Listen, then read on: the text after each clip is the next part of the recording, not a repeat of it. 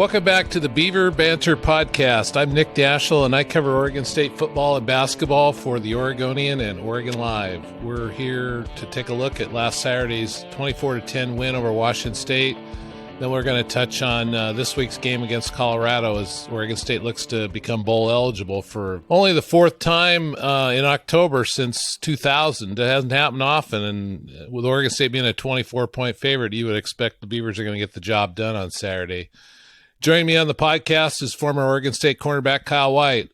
Welcome back, Kyle. Thank you.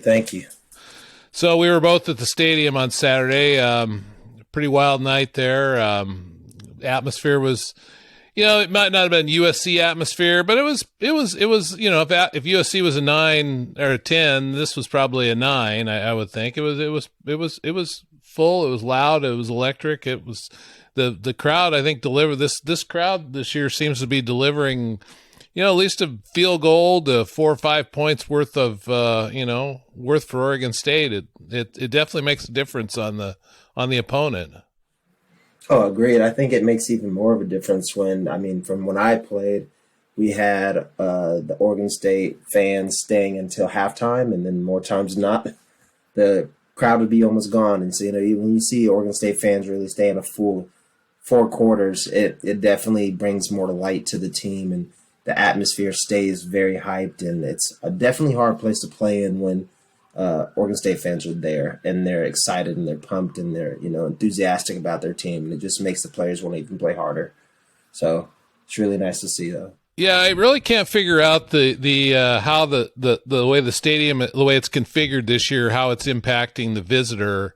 When they're on the field, I think it probably is impactful. I don't know on the sideline, hard to say because there's nobody over there, but the media and coaches and whatnot, there's not that many people over there. So I don't know if it's hard for me to tell from where I'm in the press box, which is, right behind the benches, but it's a little hard to tell, just how loud it is versus, another stadium where you'd be on the sideline. But I imagine it's probably pretty impactful to the opponent, but more so for Oregon State. You having those students right behind them, really firing them up.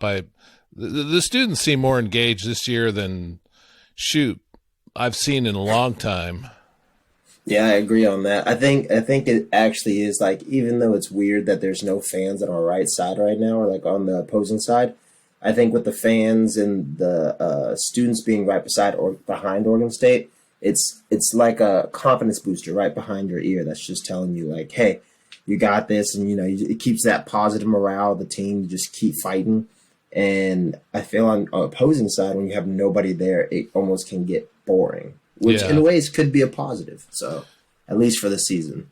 Well, we'll find out just how engaged people are this week when Oregon State plays Colorado, which is 1-5, but they are coming off a win.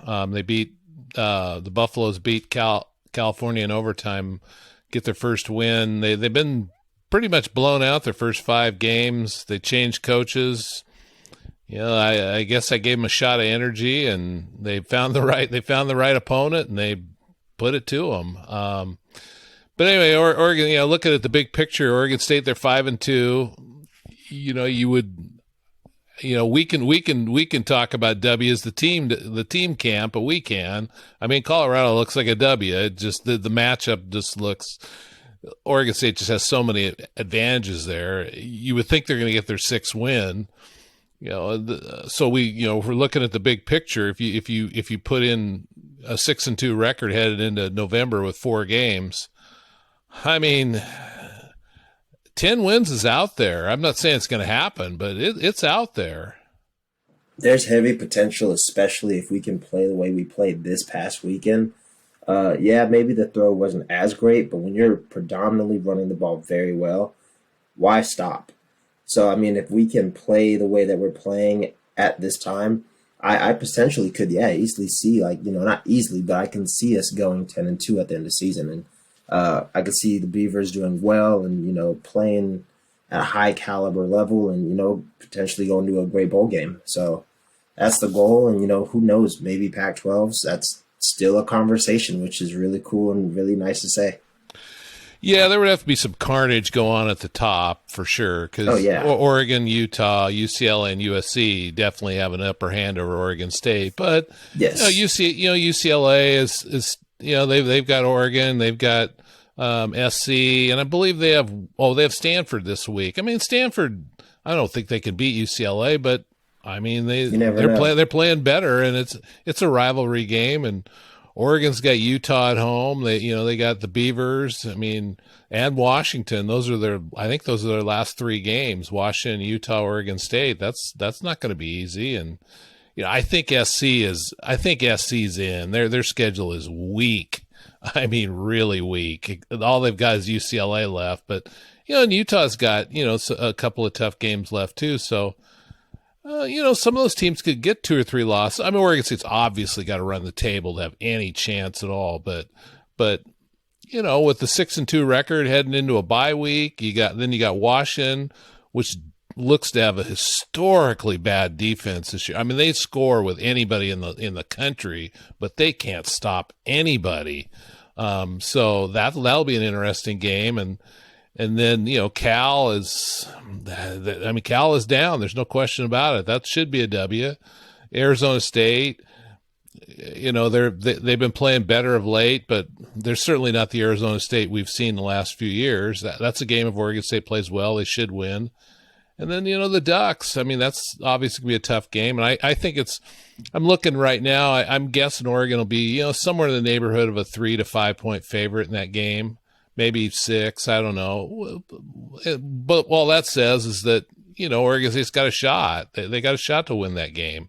I think that'll be the most difficult game of the year, but you don't really know what either team is going to have in terms of personnel, because it's, a lot of injuries and things could happen between now and the end of November. But there's no game on the schedule left that you go, man, this is going to be tough. This is going to be one tough game to win. I mean, they're all out there for Oregon State to win if they play. They got to get a little better on offense for sure. But yeah. That defense is going to be a problem for everybody they play, looks to me. I mean, offensively for the Beavers, I really think that, like when they finally fully locked down a quarterback, I think he played pretty well this weekend. And, just keep giving him time after time, or we can't bring back Chance Nolan, but we have to sort of stick with one or the other and really let them pave their way. But, get Lowe back and hopefully Musgrave by the end of season.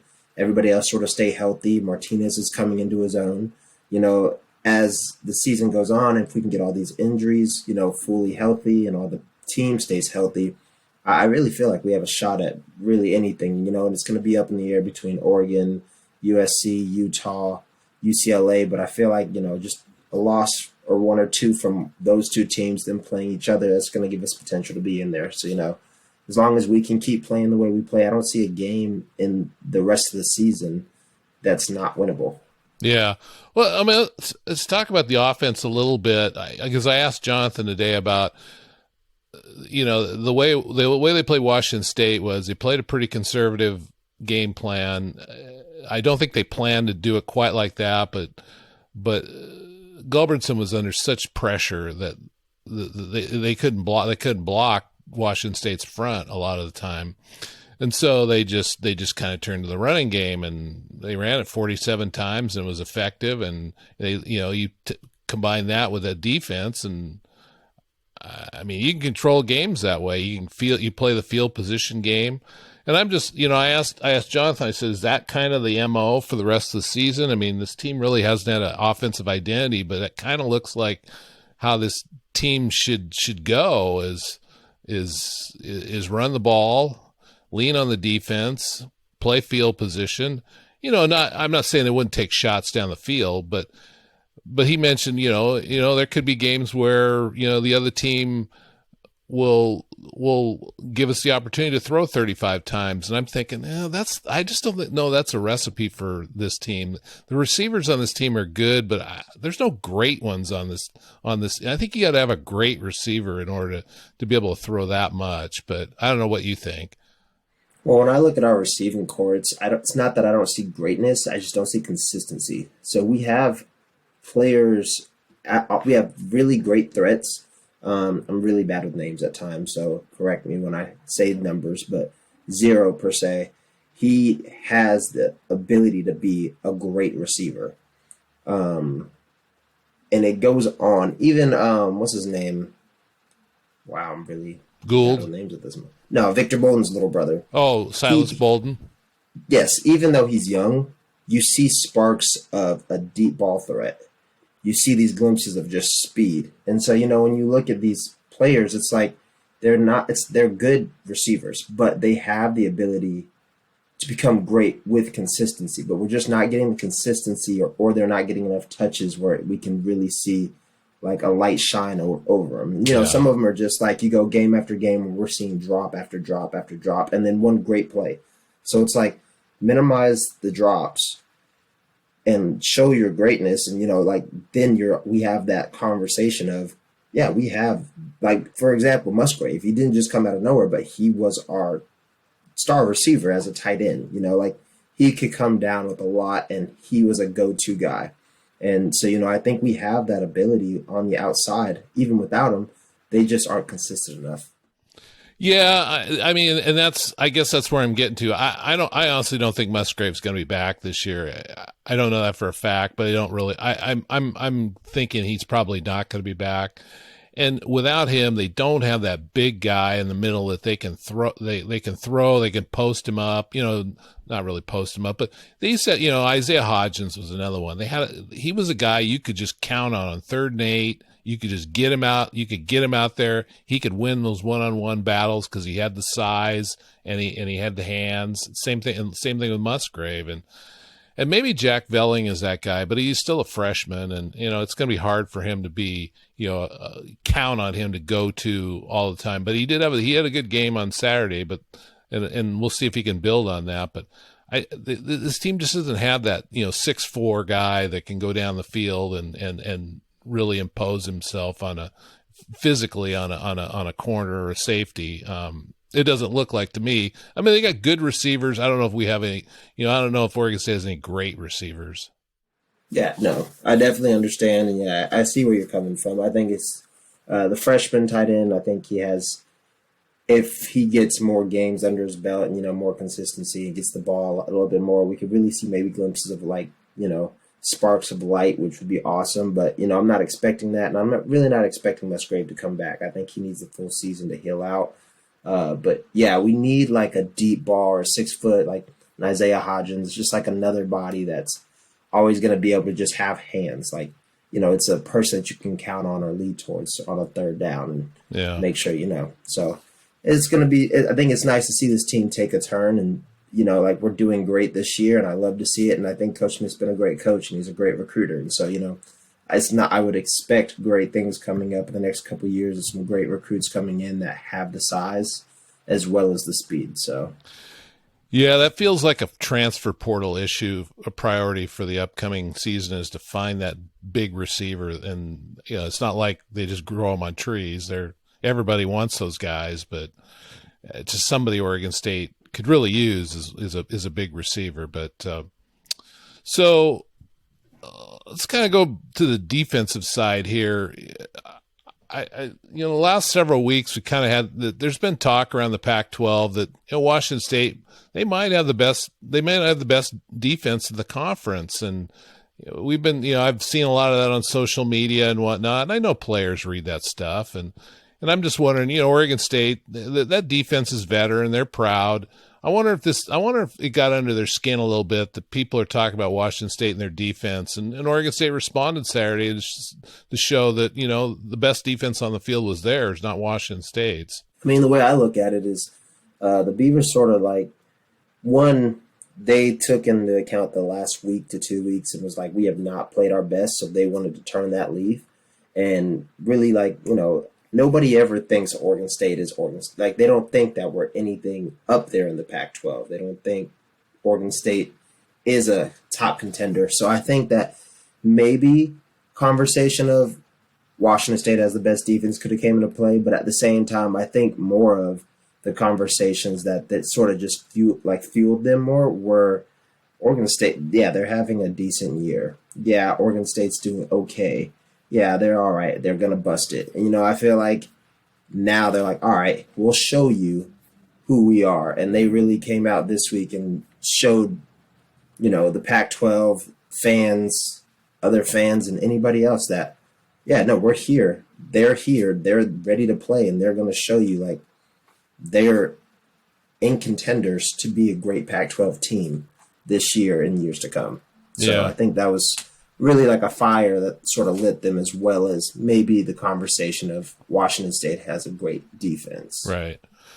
I had really only seen Cam Ward play once before Saturday when they played Oregon, and my thoughts of him was, he was about as slippery a guy as I've seen at quarterback, and he likes to throw a lot of sidearm stuff and improvise and things like that, but it seemed to me like if you made him throw the ball downfield with accuracy, he doesn't throw the prettiest looking ball, and I kind of think that's what Oregon State did. I think they thought he doesn't really, even though he can run, he doesn't really want to run.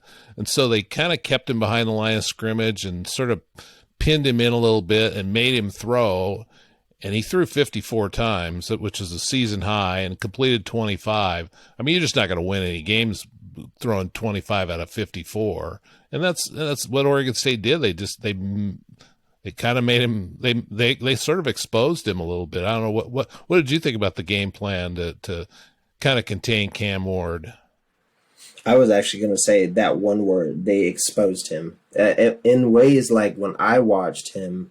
I watched him against Oregon. I believe I don't remember the game that they played last game, but I watched his last game, and SC. And I was like, okay, this guy can.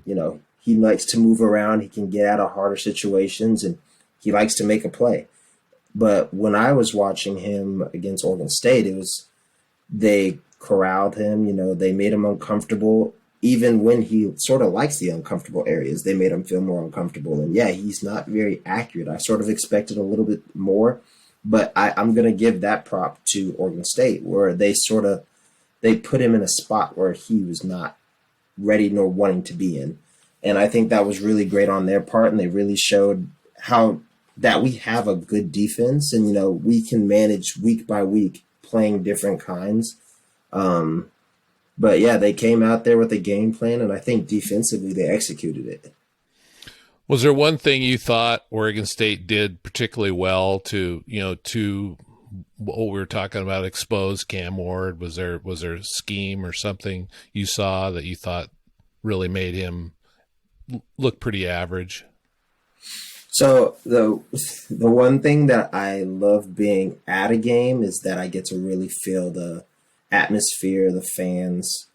And I'm going to answer the question, but it's like when you're at a game, it's hard to really be able to, because you're not looking down at like an Eagles point of view and watching the whole back end coverage as much. So it's not as hard as readings where I'm actually watching the game. Whereas when I watch film or I'm watching the game on TV, I'm able to analyze the game. But I never really got to notice, and that's really me having to go back on film, in which I'll probably do all this week just to rewatch, because I like to go back and rewatch the games just because, we're doing great this year. But I wasn't able to go back, but I feel like Coach Smith had a hand in maybe like doing like a show 3, go 2 cloud and going 3, coming down man. So it's like, that's some things that you do to like sort of confuse a quarterback, pre-snap reads. So like when a quarterback, especially in college, does it more times. When they see something, that's what they think it is. So when you roll down and roll a safety down or roll a safety back up and you go 3-2 or 2-3 or 3 man, it confuses or fake blitzes. And so, or even bringing blitzes opposite sides than expected, it can throw a quarterback off. And I feel like Coach Smith had he implemented a lot of great things in the team this week, especially. So one thing I did notice was that when he was ready to, snake out of hard situations and he was looking downfield, it seemed like nothing was open. So like that tells me on the back end, our defense, our safeties, our corners, our nickels, our linebackers are playing their zones right. They're playing their mans right. And then on top of the ways he wanted to roll out, it was harder for him to roll out. So it's just like, they're corralling him in areas that he doesn't feel comfortable in. And that's really nice to see. So rather than him actually trying to make a Houdini play, he would just have to attempt to last second, throw it away. But more times than not, we're right there either for a sack, uh, you know, uh, tackle for loss. And it was just really nice to see the defense like play well overall, though. As far as Washington State's running game, I don't know if Oregon State stopped it as much as Washington State didn't even try that much. They ran it 14 times. Yeah, they had some yards, but not a lot. But they really turned themselves into a one-dimensional team. Now, maybe they came to the conclusion pretty early that they weren't going to run on Oregon State. But I don't know what you thought. It just seemed to me like they kind of gave up on the run. Yeah, the two things when I was looking at the stat board that I was really excited, at the same time confused to see, was one, I was excited to see that we had no penalties. Two, I was excited and confused to see such low rushing yards, but with low attempts. And I don't think necessarily Oregon State stopped that. I think that Washington State put themselves in a more one-dimensional offensive frame, which makes it even more difficult for you. I mean, I do get, if we had stopped the run, that makes sense. But the thing with stopping the run, you have to keep it consistent between run and pass to not keep a defense honorable. And so when you make it one-dimensional, they're not actually even ever ready nor caring to stop the run. They're ready for the pass. They're ready to just corral the quarterback, or you're going to dump it out to a running back. But when you make it one-dimensional, they don't now have to think about one thing or two things. They literally just have to think it's going to be pass. He's going to drop back, and he's ready to throw. So I think that Washington State sort of took themselves out in that aspect. I don't know. I still think that we probably would have played decently well against the run, but I mean, I'm not going to say that, or I'm not happy that. I mean, I am happy that Washington State sort of made themselves one-dimensional because it made us look so much better. So, well, what's funny is you. With coordinators, you think, they'd spent all week coming up with a sophisticated game plan, and they really rolling out this plan for 4 quarters. But I've had coaches tell me that they've got to, when they're calling plays before the game, they'll write on top of their play sheet, run the damn ball, because they forget. They just forget to run it, and so it's like, it's not. I mean, it's kind of funny that they have to write a reminder to themselves to run the ball, So I don't know. Sometimes maybe they just, but that regardless, I mean, we talked about it. I know it's a new head coach, but we talked about it last week. Washington State's still a very pass-heavy team. Always have been and always will be, in my opinion, regardless of the coach. That's just a passing scheme offense. So, when I think run, I'm thinking more screens and then a couple, inside runs here and there, or bounces every once in a while. But I always see them throwing the ball. So, for them to throw it as much as they did, I think they overly, excessively threw it. But Washington State's a heavy pass team. And, I mean, yeah. Well, they had been, but you kind of think, why are they? Their coach now he comes from the defensive side of the ball, and typically defensive coaches like to run the ball because it protects their defense a little bit. But I don't know. It's it is what it is on that one. Getting over to the offensive side, we kind of talked about the blueprint for being a little more run heavy. Damian Martinez, he had another big game.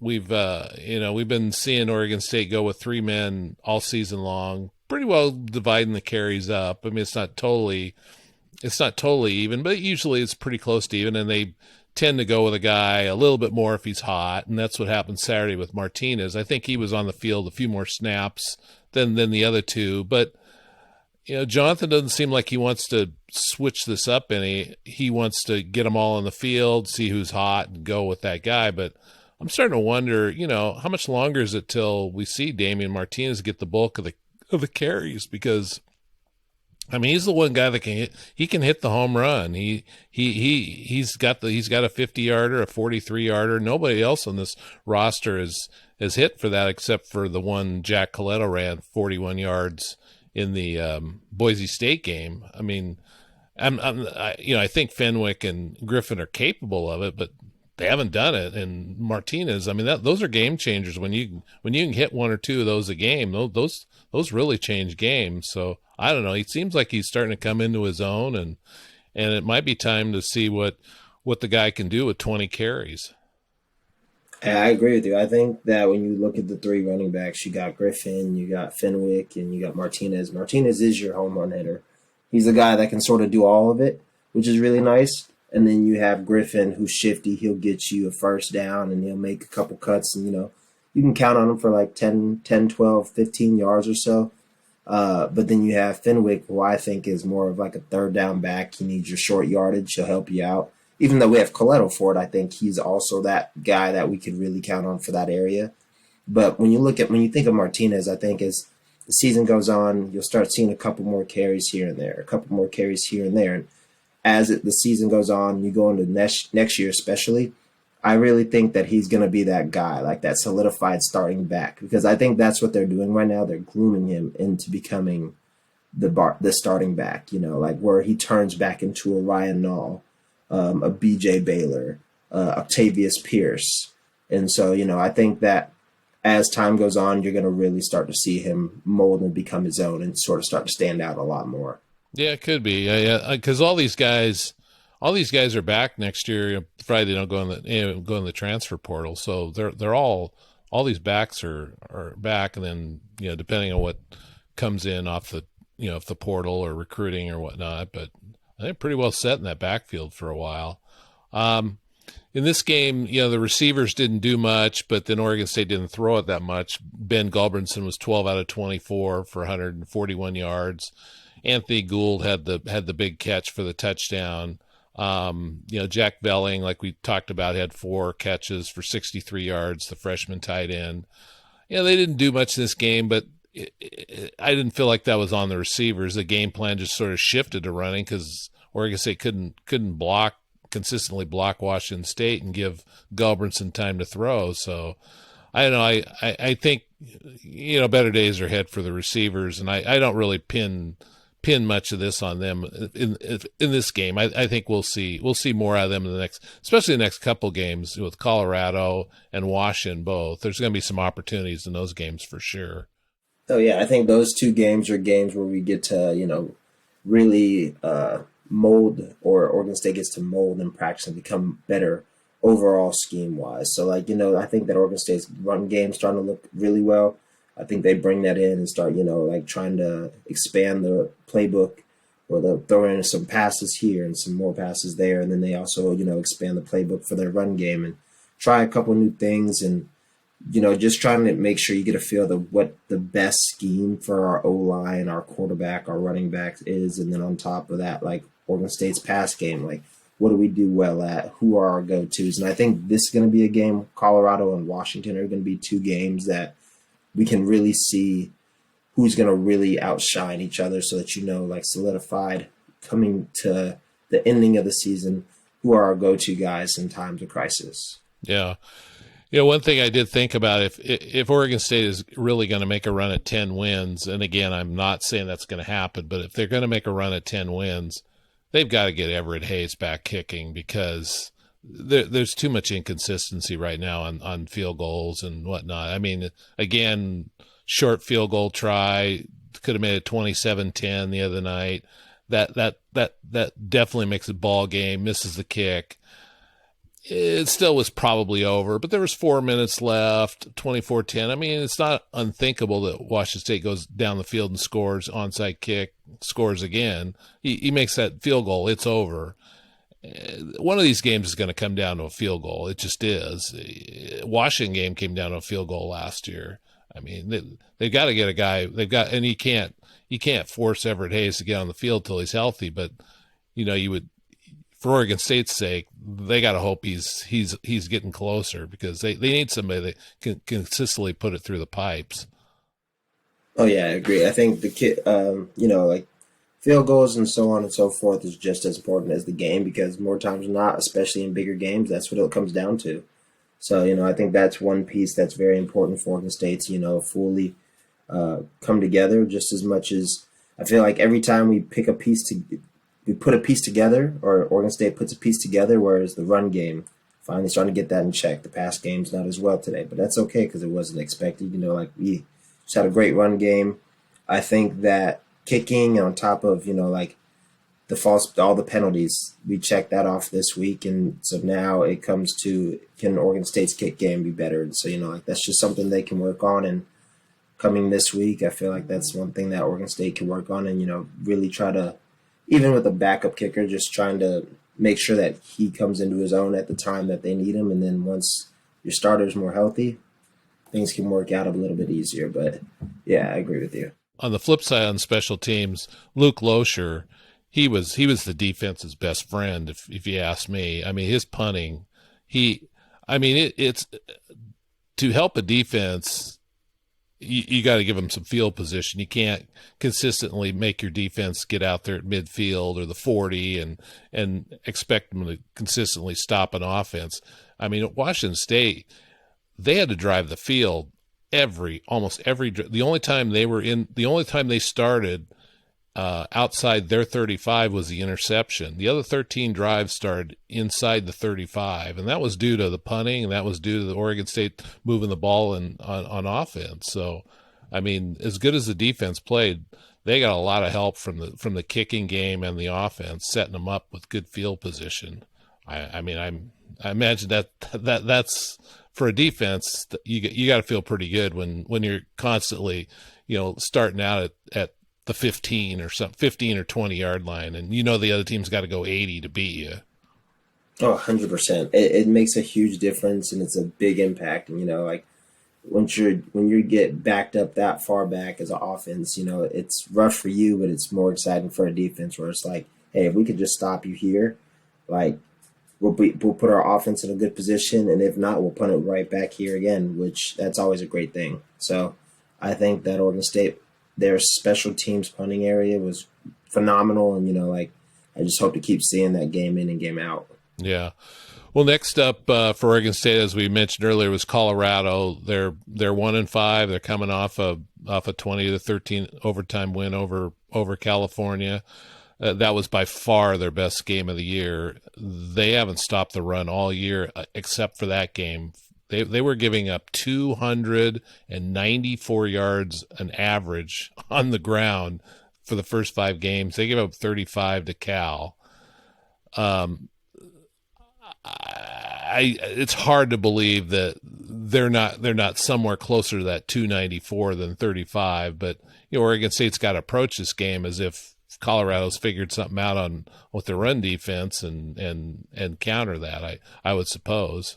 Oh, 100%. I would definitely want to be Oregon State going into this as if, hey, we're coming in here guns blazing. We just got to, make sure that they want to put the emphasis on we are a heavy run and we are better than you, and sort of just put your foot on the gas and step on them and, just go from there and crush their souls and sort of keep it pushing. Yeah.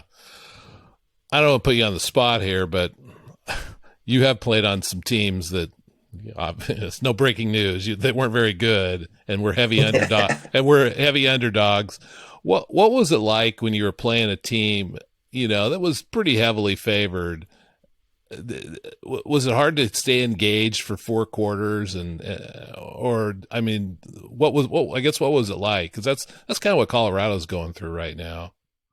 Yeah, I can tell you firsthand. That's the worst part, but I can tell you firsthand that it's not fun, and it's hard to stay in a game for 4 quarters when you're just getting. It doesn't matter how long or short your offense is on the field. The defense comes out, you're on and on and on and on the field, repetitive. It's literally time after time. Within like 2-3 minutes, you're back on the field. Slow breathers, slow breaks, and then they run it down your throat. And because it's like when you're facing a team that no matter what, like Oregon State, when I was on the team, that no matter what the opposing team did, it sort of seemed like anything would work against us. And it was just like, I don't know what the problem is or what we're supposed to fix. Is it offensively they're just not staying on the field long enough? Is it defensively we just can't stop the run? Is it our scheme that's not working? And so like when you go through 4 quarters of it, by the 4th quarter, you're just trying to keep the morale up individually. Like you're just yelling at the team, like, keep your head up, we're still in it. but the score, I mean, it doesn't show that. Yeah. It shows the exact opposite. But you're trying to just, so, yeah. It's hurtful, it's hard, and you just got to suck it up and keep going. What breaks it? What breaks a team? Is it a running game that you just can't stop, or is it a pass that you can't see? It seems to me like the running game. If you just thump a team over and over and over, eventually they just roll over and quit, don't they? The run game is where big men play. If you can beat somebody in the run and just thump it down their throat all night, you've basically killed somebody's morale completely. So, yeah, I believe that the run game is where it starts and it's where grown men play. I know a lot of people out there, Oregon State fans, are looking at this game as the quote-unquote trap game, and, the Beavers will overlook Colorado. That's my gut feeling is they're not going to do that for a couple of reasons. One, this is a pretty veteran team. They've been around. They know what these games are like. B, they lost to Colorado last year. I mean, they're not going to forget that, I don't think. I mean, that was a game they should have won. They went back there and they didn't win it. And I just feel like they're not going to let this one go. I don't see them overlooking Colorado. Yeah, I definitely don't see them slipping. I mean, yeah, it's 6-2 right now. You're 5-2.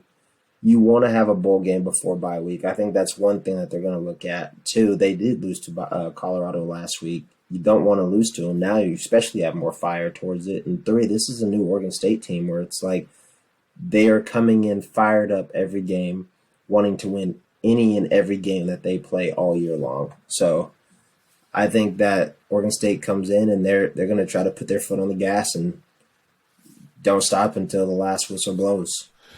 Yeah, I picked this one 34-7 Oregon State. I just don't see Colorado having enough offense to do much against Oregon State's defense. And while I don't think Colorado's defense is very good, I still think Oregon State has some issues on offense. And if they stick to, if they're a little bit more conservative, I just think something in the 34-7 range seems about right on this game. For some reason, I'm thinking it's going to be more around like the 35-14 or 35-17 range. Yeah. I feel like, we're going to let one slide and, they have to regroup, and potentially at the end of the game when they just, for some reason, Oregon State might let their foot off the gas and they get a late touchdown in the fourth quarter. I see it being close to that.